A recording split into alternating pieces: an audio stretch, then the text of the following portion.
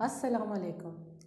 आज हम बात करेंगे स्मोक के ऊपर कि स्मोक क्या है, क्योंकि नवंबर और दिसंबर का महीना आ चुका हुआ है और इस मौसम में स्मोक बहुत बढ़ जाती है।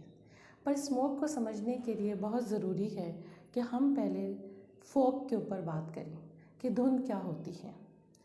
हमेशा बचपन से ये सुनते आ रहे हैं कि जी नवंबर दिसंबर के महीने में धुंध बहुत हो जाती है, अचानक आती है, अचानक गायब हो जाती है। तो वो इसलिए बहुत ज़रूरी है कि पहले हम फॉग के ऊपर बात करें। धुंध इस महीने में ज़्यादा हो जाती है जब सर्दियाँ बढ़ती हैं। जब भी आप सफ़र कर रहे होते हैं तो अचानक धुंध आती है और फिर अचानक गायब हो जाती है।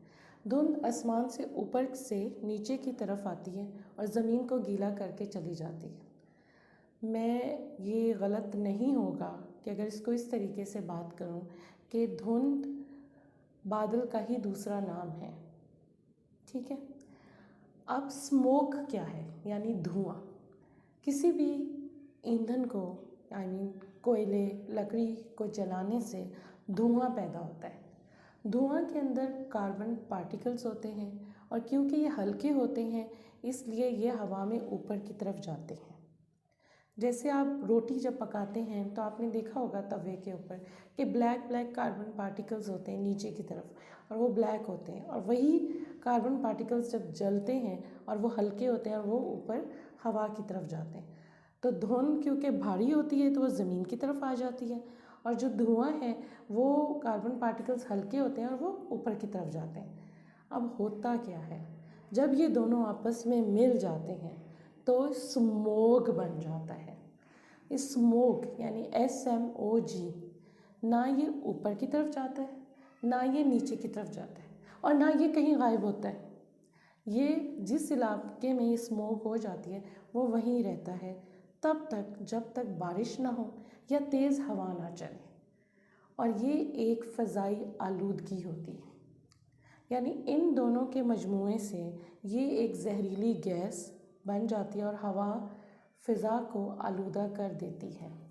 इसकी दूसरी कॉजेज़ ये हैं कि कोयले को बतौर ईंधन इस्तेमाल करना, गाड़ियों और फैक्ट्रियों का धुआं, तामीराती काम, किसी भी फ़ज़ाई मवाद को जलाना, कुदरती वजूहात भी हो सकती हैं। अब स्मोक के एक्सपोजर से होता क्या है। स्मोक का जब हमसे एक्सपोजर होता है तो हमारा पूरा जिस्म एक्सपोज होता है, आँखें, नाक, कान, सर, पूरा जिस्म। तो ये हमारे जिस्म के हर हिस्से को मुतासिर करती है। तो ना सिर्फ ये इंसान को बल्कि हर जानदार को मुतासिर करती है जिसका भी उससे एक्सपोजर होता है। अब मैं आपको ये बताऊंगी कि जब हमारा ये एक्सपोजर बढ़ता है इसके साथ तो हमारी आंखों में ख़ारिश शुरू हो जाती है या लाल हो जाती हैं, गले में, कान में, नाक में ख़ारिश, इरिटेशन। जब हम सांस लेते हैं तो दिल की बीमारियां, फेफड़ों की बीमारियां ये बढ़ जाती हैं। ऐसे मरीज़ जो कि दिल या फेफड़े में के मर्ज़ में मुब्तला हैं उनकी वो बीमारी और ज़्यादा बढ़ जाती है। यहाँ तक कहा गया है कि फेफड़े का कैंसर होने का भी ख़तरा लाहक हो सकता है और उस ख़तरे की वजह से मौत भी वाक़ई हो सकती है, क्योंकि हमारा पूरा जिस्म एक्सपोज होता है और ये ज़्यादातर लॉन्ग टर्म के लिए एक्सपोज हो जाए तो हमारे नर्व्स, दिमाग, गुर्दे, हर चीज़ को इफ़ेक्ट कर सकता है। अब इम्पॉर्टेंट ये है कि इससे बचा कैसे जाए।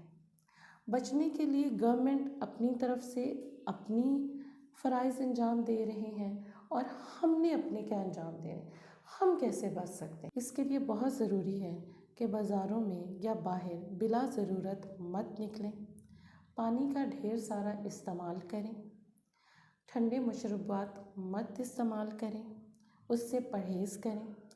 जब भी बाहर निकलें तो आंखों पे ब्लैक यानी सन ग्लासेस, काला चश्मा इस्तेमाल करें, और जब भी आप सफ़र में हों या बाहर से घर वापस आएं तो अपनी आँखों को, अपने मुंह को अच्छे तरीके से धोएं, ढीला सा लिबास इस्तेमाल करें, सर को टोपी या रुमाल से ढांप के रखें, नाक और मुंह को रुमाल से या मास्क से ढांप के रखें, अपने बच्चों का और बुज़ुर्गों का ख़ास ख्याल रखें, उनको बाहर ना निकलने दें, अपने घर की खिड़कियों और दरवाज़ों को बंद करके रखें, घर में झाड़ू की जगह गीला कपड़ा इस्तेमाल करें। ऐसे मरीज़ जिनको दिल या फेफड़े की बीमारी है वो अपने डॉक्टर से तजवीज़ कुर्दा अद्वियात को बाकायदगी से इस्तेमाल करें और बवक्त ज़रूरत इन्हेलर का इस्तेमाल करें और अपनी गाड़ियों को वक्फे वक्फे से चेक करवाएं ताकि उनसे धुआं पैदा ना हो, क्योंकि वही धुआं फ़ज़ाई आलूदगी का सबब बनेगा। इन सारी चीज़ों पे अगर हम अमल करें तो हम स्मोक से बच सकते हैं। जैसा कि मैंने आपको पहले बताया कि स्मोक की वजह से मौत तक वाक़ई हो सकती है, तो ये ज़रूरी है कि हमने इस हद तक जाना है। हम इस एक्सपोजर से क्यों ना अपने आप को कम करें।